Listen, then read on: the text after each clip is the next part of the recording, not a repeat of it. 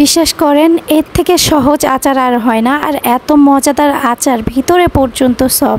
কথা না বাড়িয়ে চলুন রান্নায় যাওয়া যাক। ভিডিওটি না টেনে সম্পূর্ণ দেখা অনুরোধ রইল। তো আমি এখানে আমড়ার আচার তৈরির জন্য নিয়েছি অনেকগুলো আমড়া, গ্রাম থেকে নিয়ে এসেছে আমার শ্বশুর। এই আমড়াগুলো আমি খোসা ছাড়িয়ে নিয়েছি, প্রেসার কুকারে দিচ্ছি। অনেকেই বলে যে আমড়ার আচার করলে ভিতরটা অনেকটা কাঁচাই রয়ে যায়, আচারটা সফট হয় না, ভিতরটা কেমন জানি লাগে, উপরে বেশি নরম হয়, ভিতর দিকটা ওই রকমই থাকে। তো আসলে আমড়া কেচানো ছাড়াও যে আমড়ার আচার এত মজা হয় এই প্রসেসটা ফলো করলে। আমি এখানে প্রেসার কুকারে দিচ্ছি, এতে করে ভিতরটা অনেক বেশি সফট হবে। দিয়ে দিলাম সামান্য পরিমাণ হলুদ এবং সামান্য পরিমাণ লবণ, দিয়ে সামান্য পরিমাণ পানি দিয়ে দিব। এখন হচ্ছে প্রেসার কুকারে 3 থেকে 4টি সিটি দিয়ে নিচ্ছি। আর এই দিকে আমি আচারের মশলা তৈরি করে নিয়েছি গোটা ধনিয়া, সরিষা, এলাচ, দারুচিনি, লাল মরিচ এবং তেজপাতা। সবগুলো উপকরণ আমি হালকা টেলে নিব। আচার তৈরির মূল মন্ত্রই কিন্তু এই মশলাটা।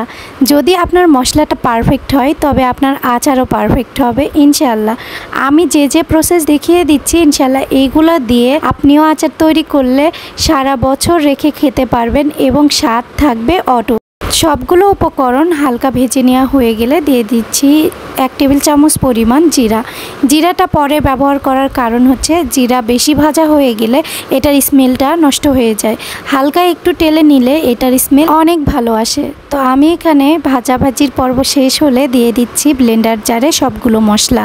খুব মিহি করে বাটার কোনো প্রয়োজন নেই, এটা শুধুমাত্র 2-3 বার প্রেস করলেই খুব সুন্দরভাবে গুঁড়া হয়ে যাবে। এই যে দেখুন আমি কিন্তু একটু দানাদারি রেখেছি।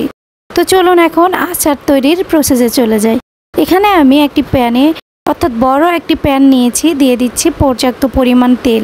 এখানে তেলের পরিমাণটা আপনাদের উপর ডিপেন্ড করতেছে, আপনারা কি পরিমাণ তেল খেতে পছন্দ করেন।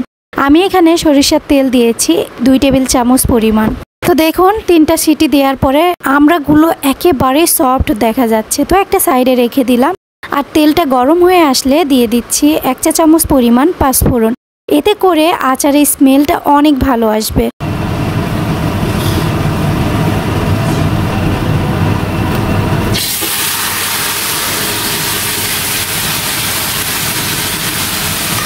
যেহেতু আমড়াটা আগে থেকে সিদ্ধ করে নেওয়া, আমি এখানে মিষ্টি অ্যাড করছি। আমি এখানে ব্যবহার করেছি গুড়, ফ্রিজের এক কোনায় এই গুড়টা ছিল, এইটা দিয়েই আমি এই আচারটা কমপ্লিট করেছি। আপনাদের হাতের কাছে যদি গুড় না থাকে সেক্ষেত্রে আপনারা চাইলে এখানে চিনিও ব্যবহার করতে পারেন। এ পর্যায়ে একটি টিপস, আপনাদের হাতের কাছে যদি গুড় না থাকে সেক্ষেত্রে আপনাদের আচারের কালারটা একটু হালকা হতে পারে। আপনারা চাইলে এখানে আমি যে মরিচটা ব্যবহার করেছি অর্থাৎ আমি যে মশলাটা তৈরি করেছি ওখানে পরিমাণে একটু কম মরিচ দিয়ে আপনারা চাইলে এখানে গুঁড়া মরিচ ব্যবহার করতে পারেন, এতে করে কালারটা অনেক সুন্দর আসবে। স্বাদ অনুযায়ী একটু লবণ দিয়ে আবারও নেড়ে চেড়ে নিব।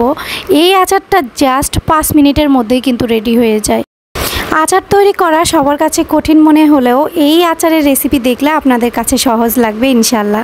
তো আমি এখানে যে গোটা মশলাগুলো ব্লেন্ডারে দিয়ে ব্লেন্ড করেছিলাম সেগুলো দিয়ে দিলাম। তো আবারও নেড়ে চেড়ে নিব। এ পর্যন্ত দেখে যদি আপনার কাছে আমার ভিডিওটি ভালো লেগে যায় please support and subscribe my channel. আর আপনি যদি অলরেডি এই কাজটি করে থাকেন আপনাকে অসংখ্য ধন্যবাদ আমাকে সাপোর্ট করার জন্য। আপনারা যারা আমার ইউটিউব চ্যানেল থেকে দেখছেন অবশ্যই কিন্তু একটি লাইক একটি কমেন্ট করবেন, আপনাদের কমেন্টের রিপ্লাই নেক্সট ভিডিওতে আমি দিয়ে দিব। আর যারা ফেসবুক থেকে দেখছেন অবশ্যই পেজটি ফলো করবেন আর আমাকে বেশি বেশি সাপোর্ট করবেন। আপনাদের একটি লাইক একটি কমেন্ট আমাকে আরও বেশি উৎসাহিত করে নতুন নতুন ভিডিও তৈরিতে। অনেকগুলো আপু কমেন্ট করেছে, তো সবার কমেন্টে আমি তুলে ধরলাম। আজকের মতো ভিডিওটি এ পর্যন্ত, আশা করি আপনাদের সবার কাছে ভালো লেগেছে। আল্লাহ হাফেজ, আসসালামু আলাইকুম।